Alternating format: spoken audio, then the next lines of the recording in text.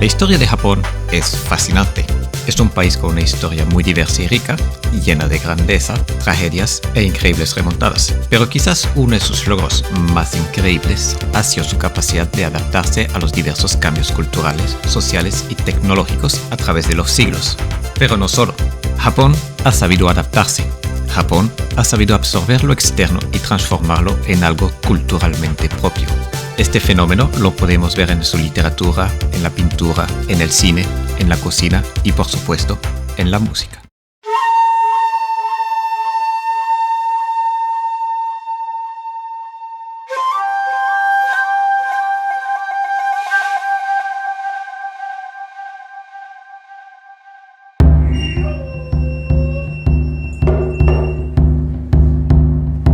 Comencemos por el principio, cosa de no correr antes de aprender a gatear. Cuando vemos los orígenes musicales de muchas culturas, notamos que estas están, en un principio, estrechamente ligadas a rituales y ceremonias religiosas, a todo lo espiritual.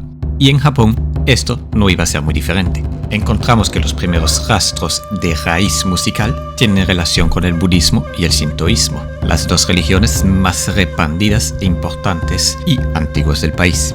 Al explorar la historia de Japón, encontramos que entre las más antiguas formas de arte musical hay dos principales exponentes.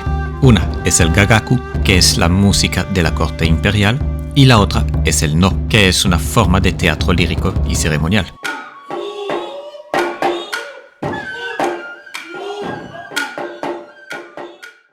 Desde tiempos antiguos, instrumentos como el koto, el shamisen, el taiko y flautas como el ryuteki y la shakuhachi han sido esenciales para llevar a cabo estas ceremonias, todas teniendo como objetivo principal siempre apuntar a la representación de algo más grande que uno mismo, haciendo un importante énfasis en la armonía con la naturaleza y la conexión espiritual.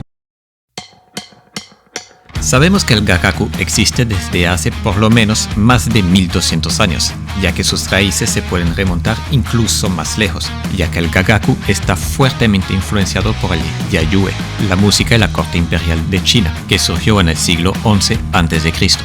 El yayue fue creado por el duque Zhou, bajo comisión del rey Wu de Zhou, primer rey de la dinastía Zhou 1000 años antes de Cristo. Todo estaba pensado, ya que el yayue se dividía en varios colectivos, uno más grande que otro, uno destinado a tocar en las terrazas y otros en el patio. El todo pensado para formar un equilibrio perfecto, representando el yin y el yang. Y como ya habrán notado, esta búsqueda de equilibrio perfecto y armonía, el gagaku la heredó y la adoptó.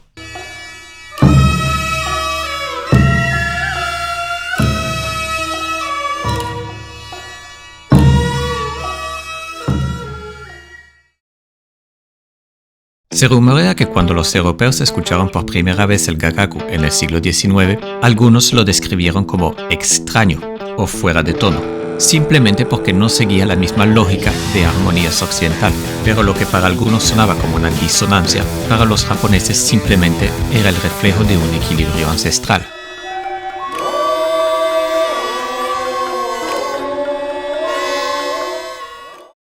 En el gagaku se emplean instrumentos como el koto, diversas flautas, pequeños tambores y percusiones e incluso un instrumento llamado sho, que es un órgano pequeño de boca que suena literalmente como un coro de ángeles venidos del espacio exterior.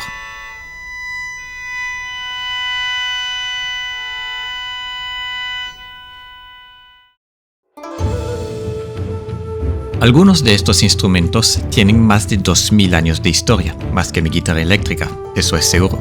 Otros instrumentos como el shamisen llegaron en el periodo Edo. Este instrumento traído desde Okinawa y con raíces incluso en China.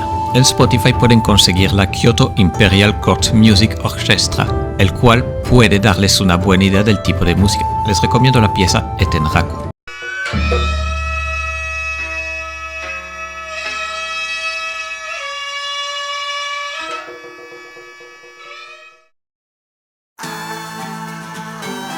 El no, por su lado, tiene aproximadamente 600 años y musicalmente se caracteriza por el uso de una flauta llamada nokan, así como diversos tambores como el kotsusumi o el otsusumi. El no, al ser música empleada sobre todo en el teatro lírico, se toca mientras actores bailan y cantan. El no se toca con unos patrones precisos, mientras que los actores se mueven con extrema lentitud. Todo está medido, todo tiene su peso e importancia. No en chino-japonés significa habilidad.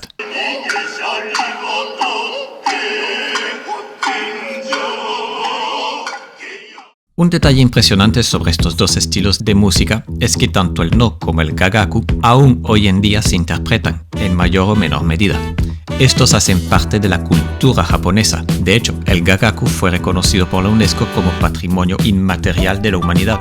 Más allá de sus fechas o antigüedad, lo interesante es la estética tan única que forjaron. Es una música que valora el silencio tanto como el sonido, trabaja con el espacio, con la lentitud, con la sugerencia. Tienen una sensibilidad que incluso a día de hoy se puede sentir y palparse al viajar a Japón.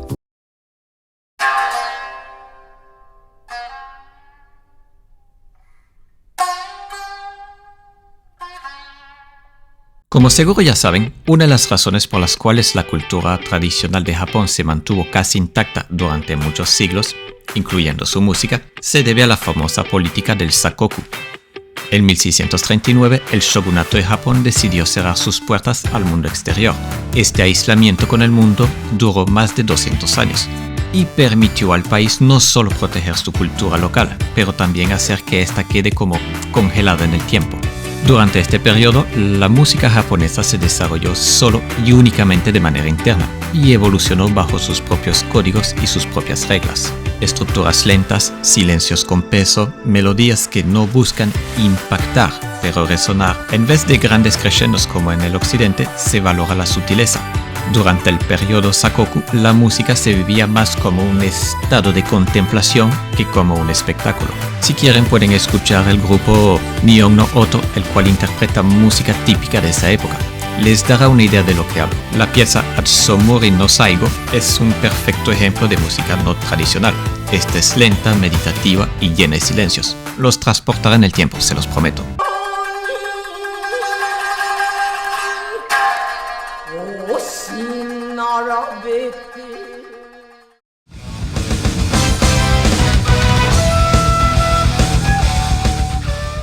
Han pasado 200 años y el país está muy anclado en sus tradiciones cotidianas y milenarias, pero es tiempo de un cambio radical de política. A mediados del siglo XIX, específicamente en 1868, llega a Japón la llamada Restauración Meiji.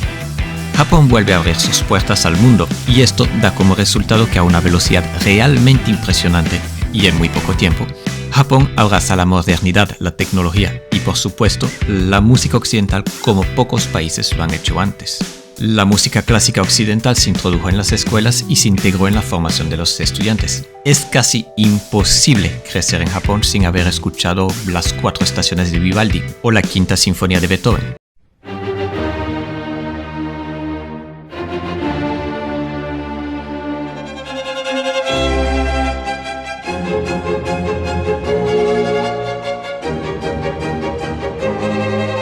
De Mozart a Chopin pasando por Tchaikovsky a Bach.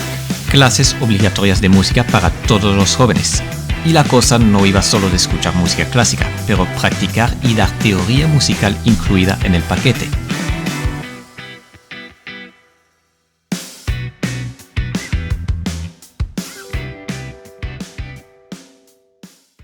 Al poco tiempo llegó el jazz y el blues y por supuesto el rock and roll pondría un pie en el país nipón. Y como suele pasar en Japón, los japoneses no se contentaron solo de contemplar, apreciar e inspirarse de la música recién llegada sin más. Estos la reinterpretaron, la adaptaron, se apropiaron de sus códigos y le dieron su propio giro personal.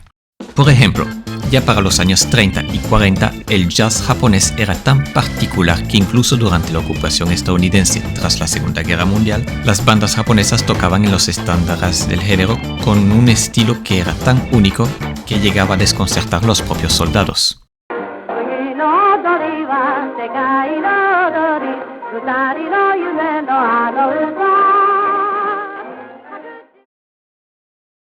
A este punto, la apropiación cultural, así como la música japonesa, ya no se sentía como una simple fusión entre Japón y el occidente, pero más como una adaptación con identidad propia.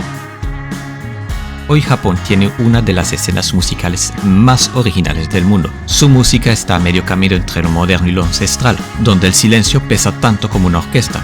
No es solo una forma más de entretener, pero es una forma de sentir el tiempo, el espacio y lo invisible. Es un arte que ha sabido expandirse y perdurar en medios tan diversos como el cine, el anime, los videojuegos o incluso en las calles, con artistas que mezclan beatbox con shamisen y hacen versiones electrónicas de piezas tradicionales. Y en los próximos 2 videos vamos a explorar todo esto.